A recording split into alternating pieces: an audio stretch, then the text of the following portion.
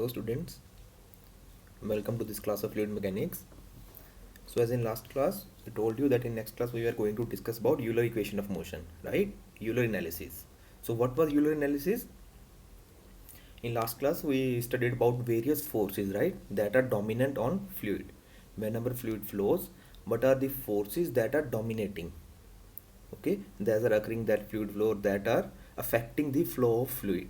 Okay, so what we said, what was the main master equation?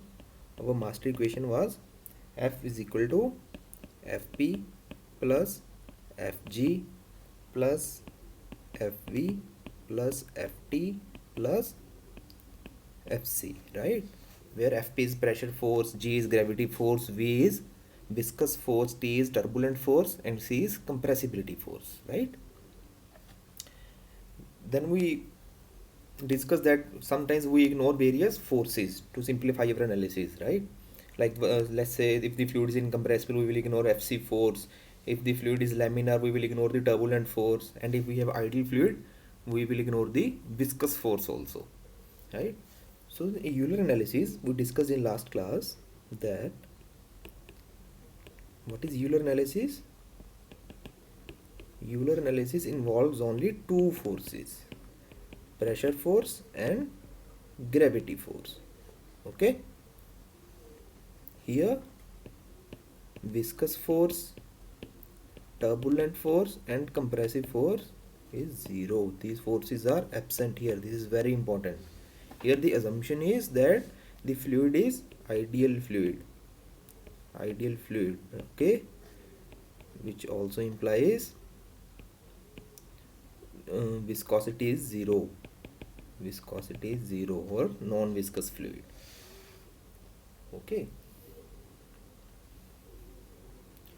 so this was our Euler analysis. Okay, so now let's see what is the equation. Actually basically it is a special category of steady flow energy equation. Okay, this is a special category of steady flow energy equation.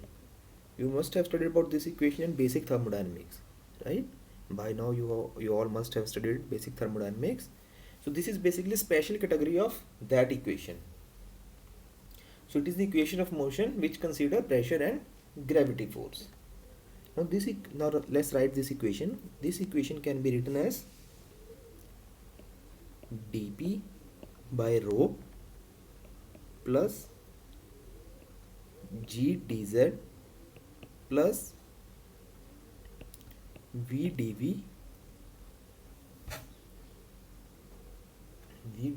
is equal to 0. This is our Euler equation of motion. This is Euler equation of motion. Here what is P? P is pressure, rho is density of fluid that is flowing, G is acceleration due to gravity, okay, Z is height, basically height in Z direction or elevation, okay, height in Z direction, and V is velocity of fluid. Okay, so this is our Euler equation of motion. I am not discussing the derivation of this equation in this class. You can actually refer it from any book. However, if you still want me to drive this equation, please mention it in comments. I can do that. Okay, it's very basic mathematics. It is derived by the balancing of forces. Okay, it's a very basic. Basically we consider a fluid element, for its derivation I will give you an idea how it is derived, just an idea. Okay, we will not going to drive the equation. So basically let's say this is the fluid element, okay, and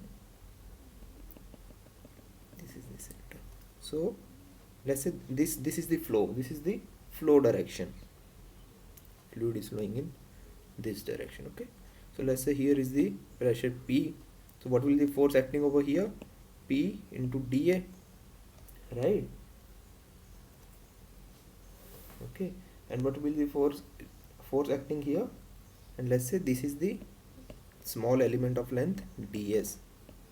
Okay, what will be the force acting in this direction? What will be the force? The change in pressure will somewhat change here, so it will be P plus del P by del S. What is del P by del S? The change in pressure with the change in length. It is showing that the initial pressure plus the change in pressure, it might reduce, it might increase. Okay, it will however it will be reduced because the flow is in this direction. Okay, into ds whole into dA. Okay, this is what, and there will also be a gravity force here, right? Rho G dA ds. This will be the gravity force. Basically, I will not go into detail now. This is single theta.